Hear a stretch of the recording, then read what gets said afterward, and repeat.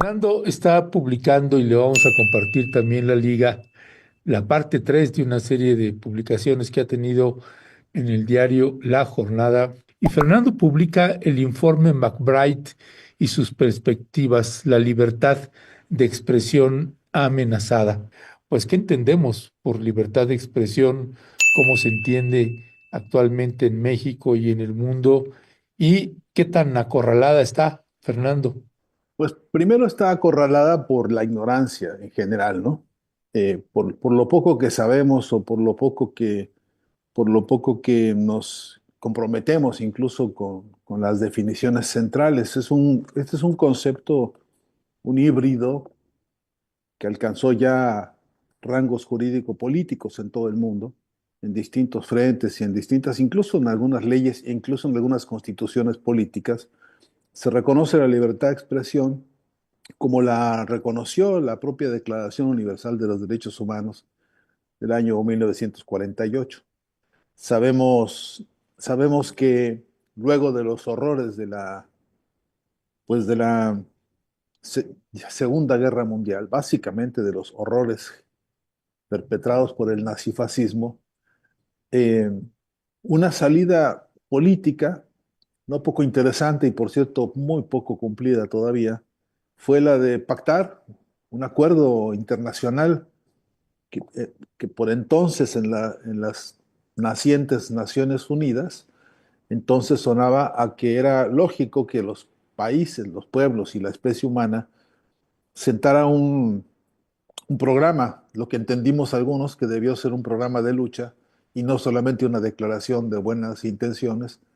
que incluía e incluyó la reivindicación de los derechos fundamentales de la especie humana, el derecho a la vida, el derecho pues, a la vida digna, sobre todo, el derecho al respeto por el pensamiento, el respeto, en fin, a las diversidades que definen, que son consustanciales de la especie humana, incluyendo la gran diversidad de formas que la especie humana ha encontrado para expresarse, para expresar sus orígenes, su historia, sus identidades, sus herencias, sus contradicciones. Me equivoco siempre cuando hablo así, porque digo sus y debería decir nuestras, y digo sus por estas manías a veces conceptuales de fijar como objeto de análisis una referencia a cierta distancia, cuanto que mejor debería ser decir nuestras características humanas, nuestras problemáticas, nuestras contradicciones. Corregido esto, no sé si lo logro corregirlo, pero en todo caso trataré de que no incurrir en el vicio casi mecánico de aludir a estas consideraciones, mejor siempre como algo en lo que estamos metidos todos, el problema en el que estamos todos, este, incluso diría yo, empantanados. Porque expresión es un concepto tan amplio, expresión es un concepto tan rico, que tiene que ver con, por supuesto, nuestras características sociológicas, políticas, históricas, tanto como con nuestras plataformas de las distintas subjetividades que tenemos en todos los pueblos del planeta, con sus todas y muchas, repito, diversidades. Cuando se constituyó una carta de los universal, se llama así porque abarca más o menos la totalidad de los conceptos, aunque algunos piensan que abarca la totalidad del universo, y eso ya es también una exageración, de la que se han derivado muchos debates. No lo voy a abordar ahora porque me interesa puntualizar el carácter de acuerdo general, de propuesta abarcativa, de propuesta comprensiva, es decir, que comprende al conjunto de las necesidades expresivas de los seres humanos. Entre ellas, por supuesto, las necesidades culturales, entre ellas, por supuesto, las necesidades afectivas, entre ellas las necesidades y el proyecto de expresión de los valores y de las convicciones, de las creencias, repito, incluso, por supuesto, de nuestras contradicciones más diversas. Eh, Cuando se habla de liberar el conjunto de las necesidades expresivas de la especie humana, estamos hablando precisamente de crear una plataforma para el desarrollo de la especie humana, para romper con todo freno al desarrollo de la especie humana, para devolvernos el derecho a desarrollarnos libremente. Y ahí entra la palabra libertad a ser también esta composición compleja de la que hablaba, la libertad de la expresión, constituye un verdadero programa de lucha histórico, lo que entendemos como un salto civilizatorio, como un paso adelante en un acuerdo fundamental de la especie humana para eso, para darnos avances civilizatorios. Pero la práctica ha indicado cosas muy, muy distintas. En la práctica lo que hemos visto es que bajo el capitalismo este que recrudeció y que se enfureció y que se desesperó y que entró en esta crisis de decadencia irrefrenable, digamos, desde todo el siglo pasado y hasta la fecha, bajo esas condiciones, ni libertad, ni expresión, ni liberación de los caudales expresivos de la especie humana, y mucho menos enriquecimiento de las formas de producción de la expresión para renovarla, para fortalecerla, para amplificarla. Lo que hemos visto a contrapelo de esto, y lo denuncia el informe McBride, por eso es importante, Ernesto, qué bueno que lo mencionas, es importante referirlo porque el propio informe McBride dice, a ver, si estamos declarando en el año 48 la importancia de un programa, de un plan de acción humano, humanista, para liberar la expresión de todos nuestros pueblos, ¿por qué hemos aceptado la concentración monopólica, por ejemplo, de medios de comunicación? Por cierto que hay que poner un paréntesis, si ustedes me permiten. Hablar de libertad de expresión no es hablar exclusivamente de periodismo, ni es hablar exclusivamente de los medios de comunicación y de sus muchas contradicciones bajo el capitalismo. Hablar de libertad de expresión es incluirlos y reflexionar sobre qué papel están jugando en esto, en la liberación de las potencias de la producción expresiva y todas las libertades que esa producción expresiva requiere. Y, y lo que tenemos pues como balance hoy es que precisamente ocurrió todo lo contrario. Incluso se ha sofisticado la forma de la censura, que es la forma de privación, de negación, de persecución a todo aquel que habla y quiere y necesita la libertad de expresión, o sea, toda la especie humana. Y sí que efectivamente padecemos como especie un sistema de censura permanente que es primero el monopolio, los monopolios de los llamados medios de comunicación. Todos los medios de comunicación, estos que conocemos como industria mediática, como la publicidad, como los noticieros, etcétera, pero también los otros medios que son la palabra de todos los días, la comunicación interpersonal, el diálogo, todos estos se han visto secuestrados y limitados por una cantidad de estrategias de dominación y de opresión que tenemos a la vista y frente a las cuales no tenemos hoy franca, sincera, profunda y sistemáticamente herramientas para clarificar, para analizar, para denunciar los casos específicos y también, por supuesto, para construir conciencia y para organizarnos y para intervenir. Entonces, mientras haya, por ejemplo, avances en el proceso de negación del derecho a la educación de los pueblos, mientras tengamos las consecuencias gravísimas de cada vez más estudiantes privados del derecho a la lectura, privados del derecho al enriquecimiento de sus vocabularios, privados del derecho del enriquecimiento de la expresión oral diaria, y tengamos una avalancha de terminologías, por ejemplo, las que se usan ahora en las redes sociales, que son oclusivos más que expansivos, que son formas de censura más que liberadoras de la expresión, en la medida en que haya un empobrecimiento de la expresión, por ejemplo, oral, verbal, narrativa, que es un empobrecimiento en paralelo con el empobrecimiento general de los seres humanos, en esa medida es imposible hablar de libertad. No hay libertad posible en la medida en que las personas no conocen siquiera sus vocabularios, no los entrenan, no los ensayan, no los enriquecen, no los vuelven espacios de actividad creativa en la vida diaria. En la medida en que palabras fundamentales para el vínculo afectivo, para el vínculo del respeto, para el vínculo de la fraternidad, como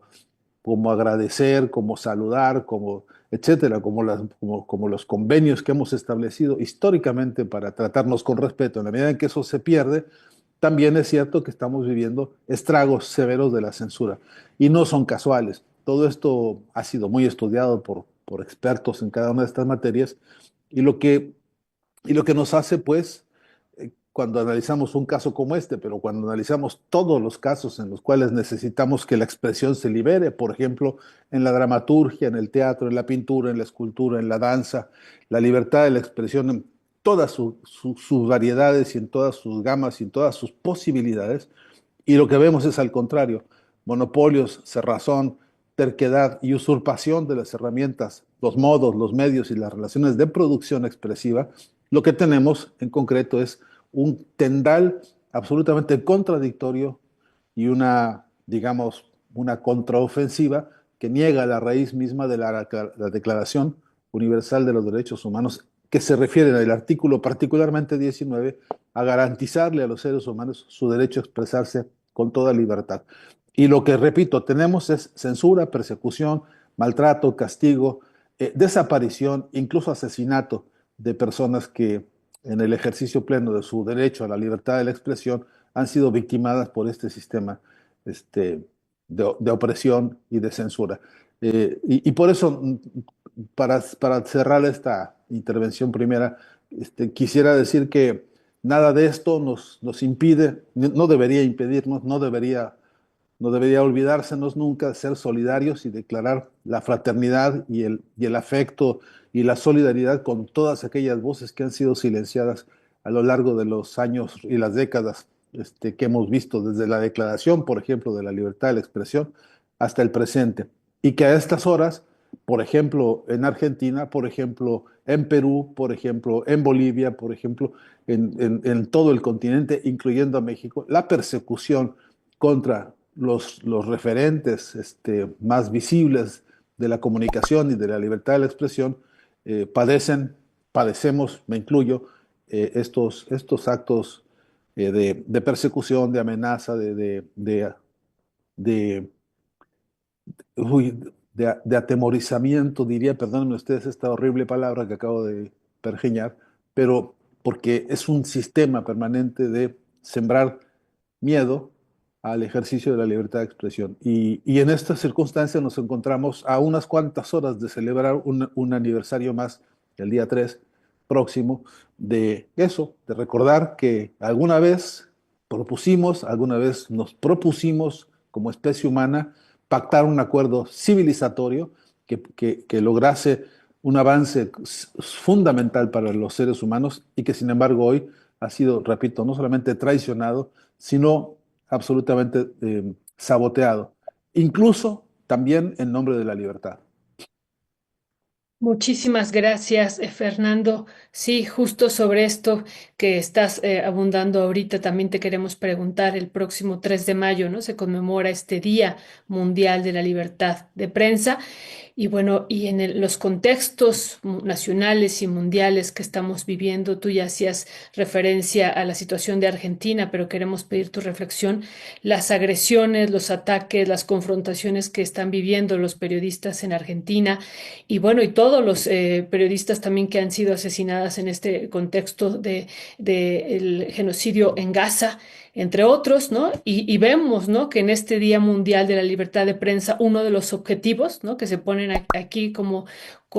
de gran importancia es la necesidad de que los gobiernos respeten estos derechos de los periodistas y de los medios de comunicación, pero estamos viendo también por parte de estos gobiernos una ofensiva. ¿Qué decir sobre esto, querido Fernando? Mira, Violeta, querida, mira,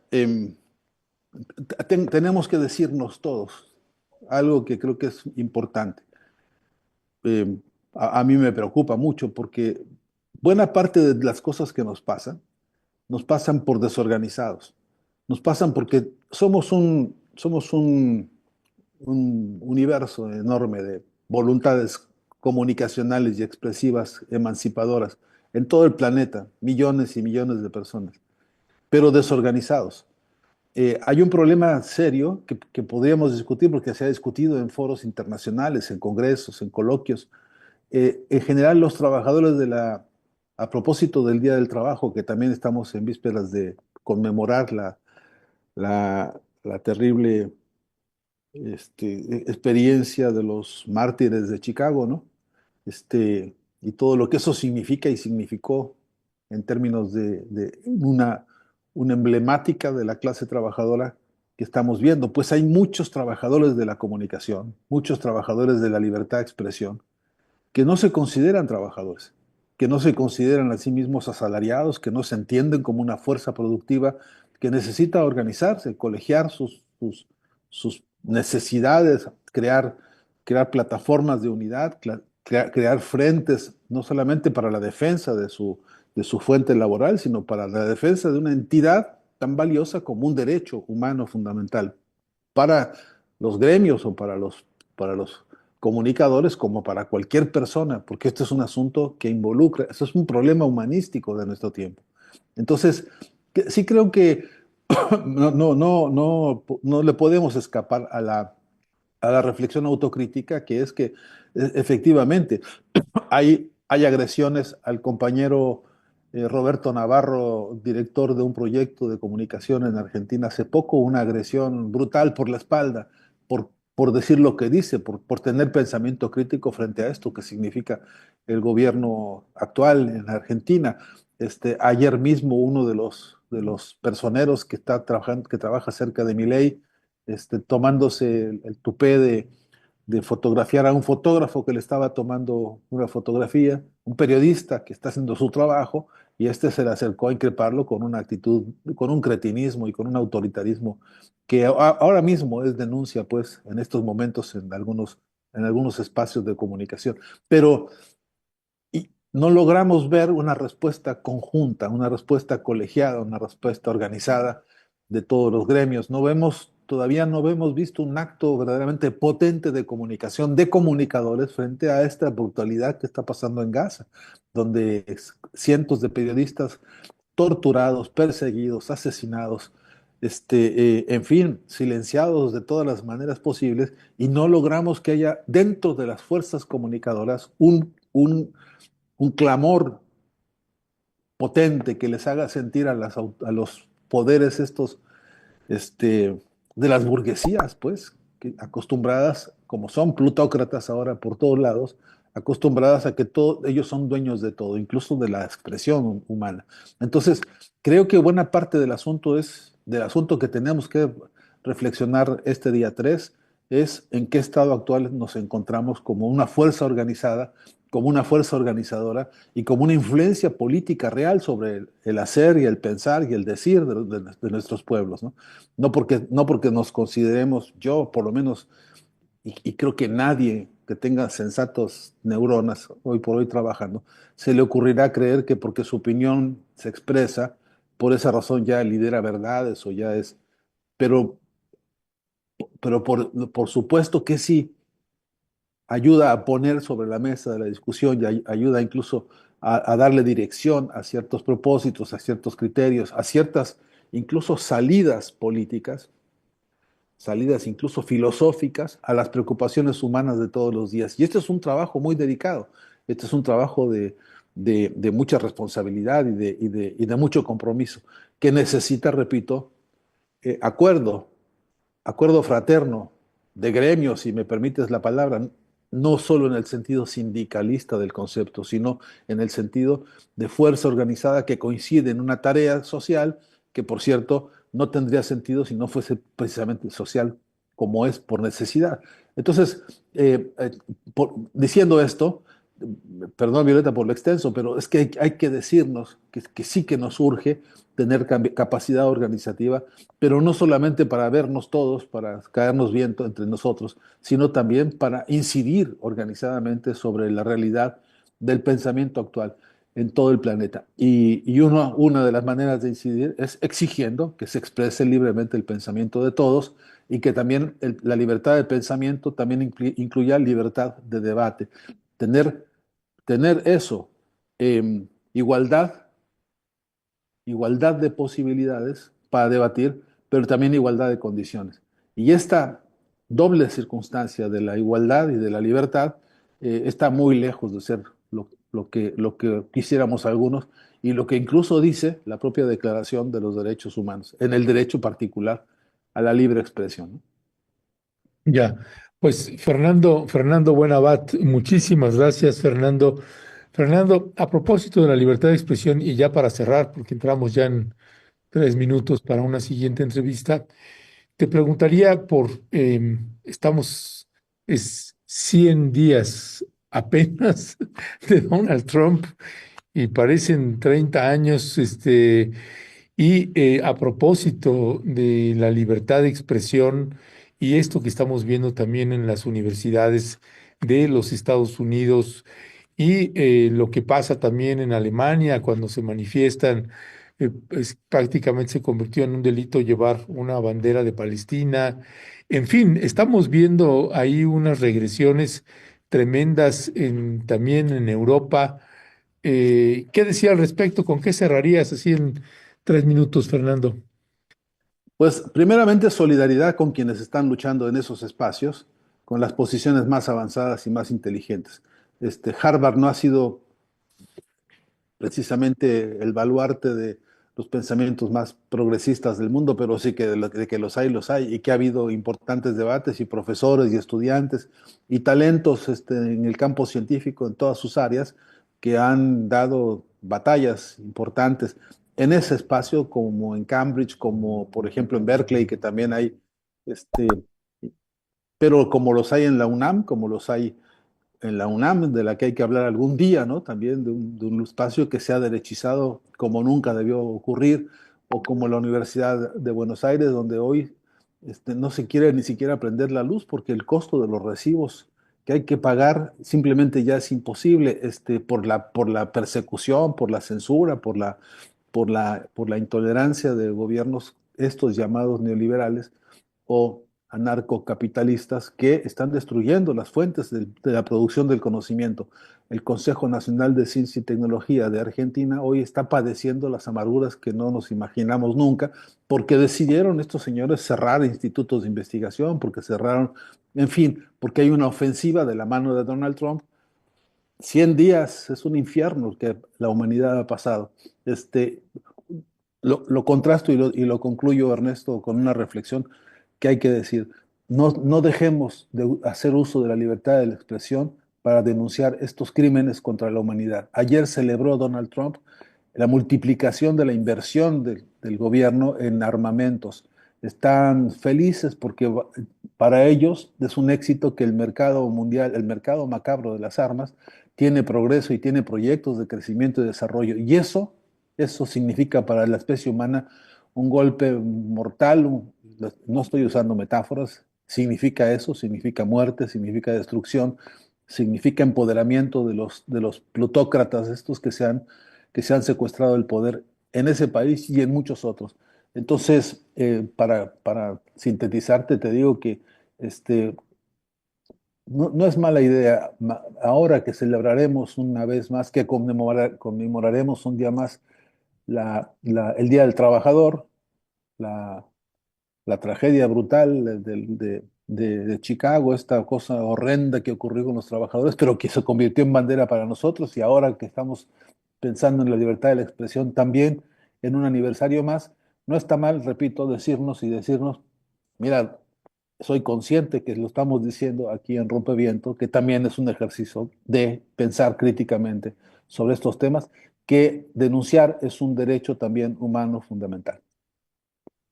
Así es, querido Fernando, pues te mandamos un fuerte abrazo,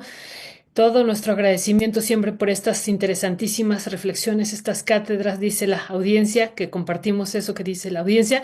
Y bueno, fuerte, fuerte abrazo y nos encontramos hacia la siguiente semana, querido. Feliz fin de semana, pues, feliz Día del Trabajador y suerte y conmemoración por la libertad de la expresión, que a todos nos toca eso, recordar y celebrar y multiplicar, ¿no? Hasta la próxima semana. Y feliz Día del Niño también, mi querido Fernando Buenabat. Un También. abrazo.